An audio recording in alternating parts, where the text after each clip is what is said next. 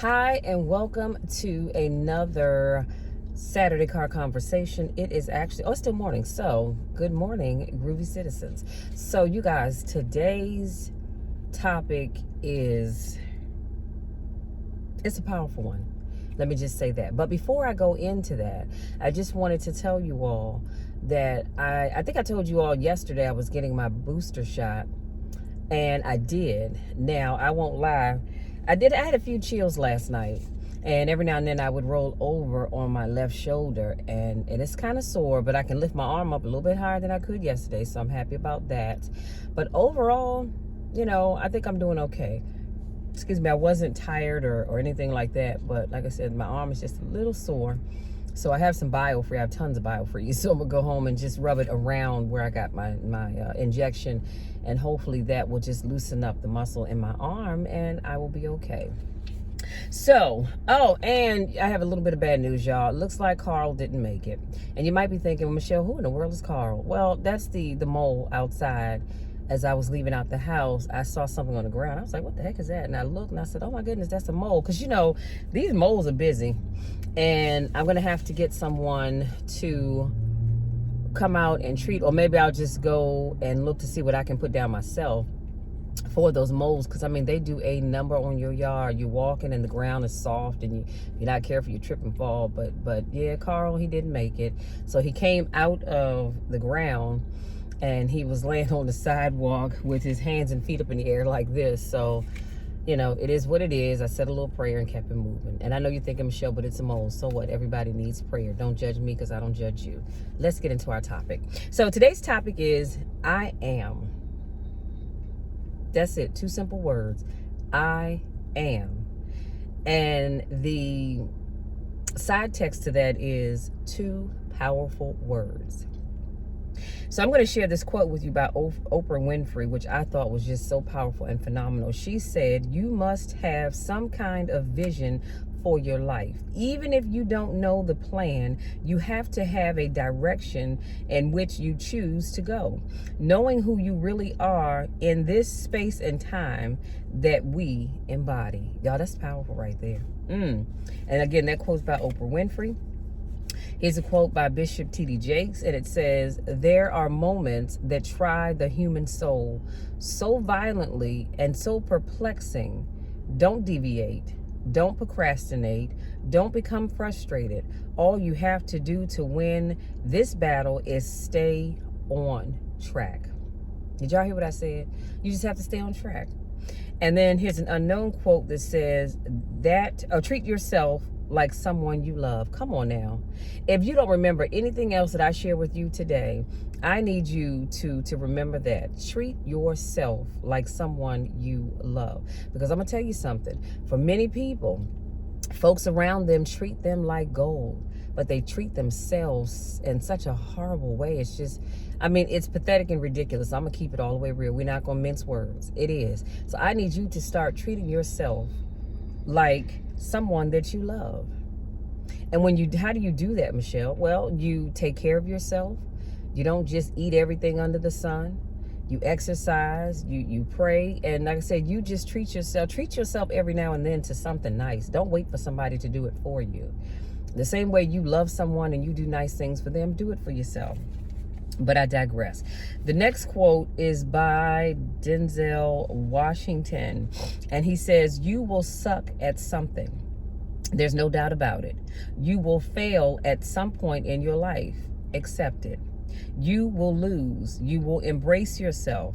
I'm telling you, embrace it because it's inevitable. There's an old saying, you hang around the barbershop long enough, sooner or later, you're going to get a haircut. So you will catch a break, but do you have the guts to fail? And not everybody does. And I'm not saying just go out here raising your hands in the air saying, hey, I want to be a failure. No, I'm not saying that. But you have to be willing to fail if you plan to succeed. I think I talked about that a little bit yesterday. Life is not always going to be grits and gravy. Now, I don't care for either one of those, but it's a saying. Life is not always going to be grits and gravy. It's not always going to be good. It's not always going to work in your favor. But you still have to be willing to fail in order to succeed, because your failure is what helps you realize what you need to do differently as you try that thing again. Our next quote is by Walter Bond, and he says, that next level is waiting for you. You can become that person you wanted to be when you were 10 or 11 or 12. You don't have to let your reality take over it and all of a sudden you live this normal life. You don't want to have a normal life. Why have a job and just be normal? Why have a company just to be average? I'm telling you, you should be on a mission to get to that next level. You got to get bigger, stronger, and faster. You got to get better. There's a lion inside of all of us, but some people decide to never let that lion out. Many people keep that lion locked in its cage. Are you hungry for that dream? Are you willing to fight for that dream? Let the lion out. You've got to be willing to change your ways. And then I have seven scriptures that I found that speak about that talk about speaking things into existence, and I'll share those with you, but it also be in the description box. And the first one is Proverbs 18:21. The second one is Philippians 4:8. The third one is Matthew 21:22. The fourth one is Isaiah 55:11. The fifth one is Mark 11:23. The sixth one is Matthew 4:4. And the seventh one is 1 Peter 3:10.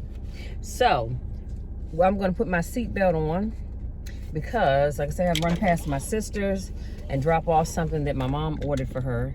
And then I'm going to kiki a minute or two, and then I need to head on and out because I have to run past the AutoZone because I need to get some more windshield washer fluid. But yeah, so let's talk about the power of I am. Two simple words that have so much power behind them. So I don't know about you, and we've talked about this before, but I am not going to sit and belittle myself, downgrade myself, nor am I going to allow you to do it, okay? But I'm certainly not going to do it. And so as you speak about yourself, I need you to say, speak those things, because the Bible says this. Come on now, speak those things as if they were. So I need you to say, I am, and then you just start listing all the things that you are. I can say, I am strong, both physically and mentally.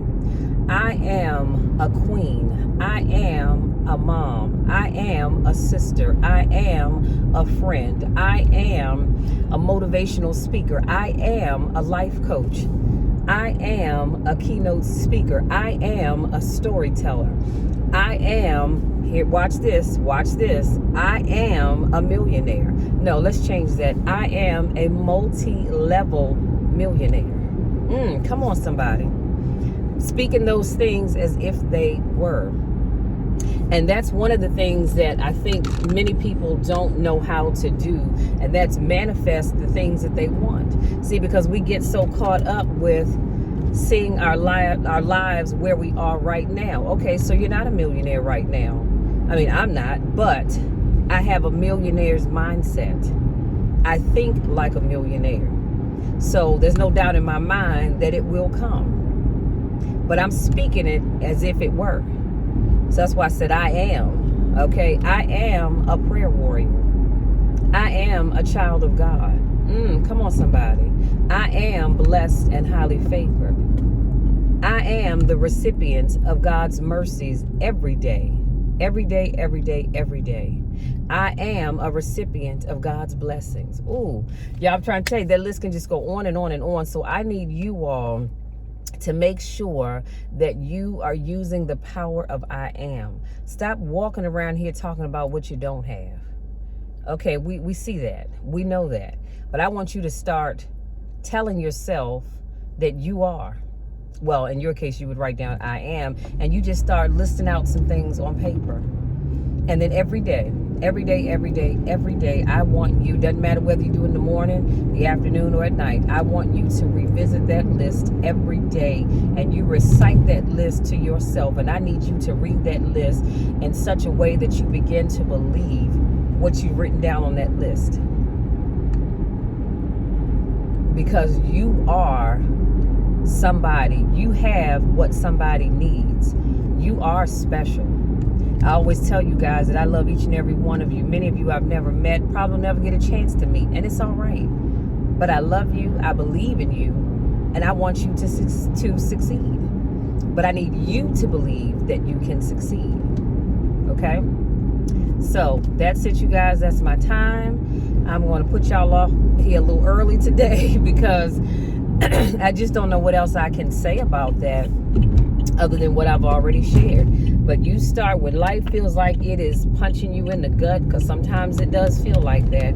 I need you to just start saying to yourself, I am, and then you start reading the role of all the things that you are. So when you walk around here thinking that you don't have anything, and you know, and you looking at other people saying, wow, they have all of this, they have all of that, they have all of the other. I don't have any of that. Honey, let me tell you something. You better cut that out.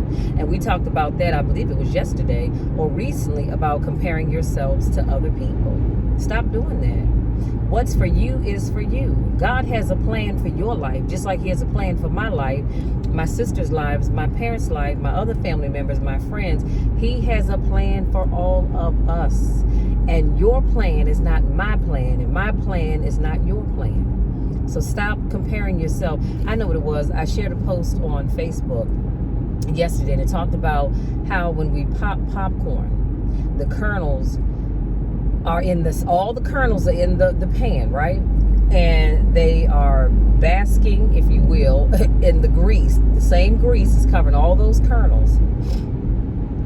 But once the popcorn has finished popping, you and I both know there's always going to be some kernels that didn't pop for whatever reason. Now, why that is, I don't know.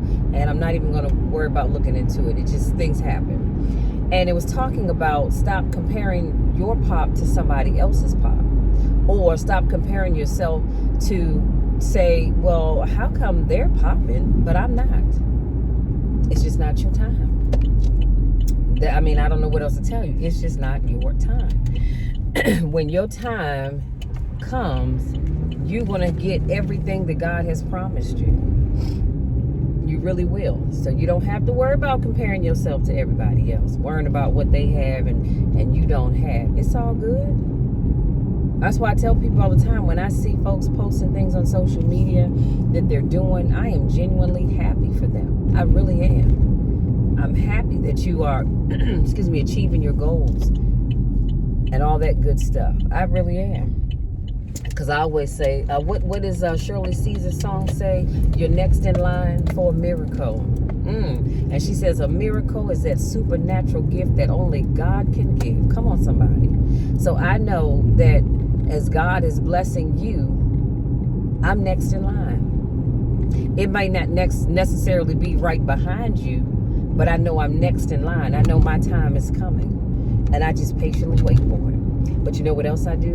Every day I wake up and I thank God in advance. I thank God in advance every day for stuff that I don't have yet. But I do it because I believe that he is going to bring those things to me. But I also know this, that if whatever it is that I'm asking for is not in God's will, he's not going to allow it to happen anyway. But that doesn't mean that I can't ask for it. And guess what? If I'm asking for something and maybe what I'm asking for, it's not that it's a bad thing. It's just that God is saying, well, you know, Shell, that's nice, but I got something better for you. So you asked for ABC, but I'm going to give you XYZ because this is going to be better for you. So, you know, essentially that's just how it works. But I want you all to get to a place where you all are continuously asking God, bombard heaven with your prayers, and don't you dare stop praying. If you have someone in your family that's kind of strayed away, don't you give up praying for them. Don't you do it. Don't you do it. Because somewhere, somebody was praying for you at some point in time. And I love Helen Baylor's song, I Had a Praying Grandmother. Come on, somebody. Y'all, that's my time. It is. That's my time. You all go out there and have a great rest of your Saturday. Again, I love you all to the moon, the back. You know the moon and back. You know the drill. You know my spiel. There's nothing you can do about it. Absolutely nothing at all. Because I'm going to love you no matter what. You are amazing. Go out there and do amazing things. Until Monday's car conversation, take care.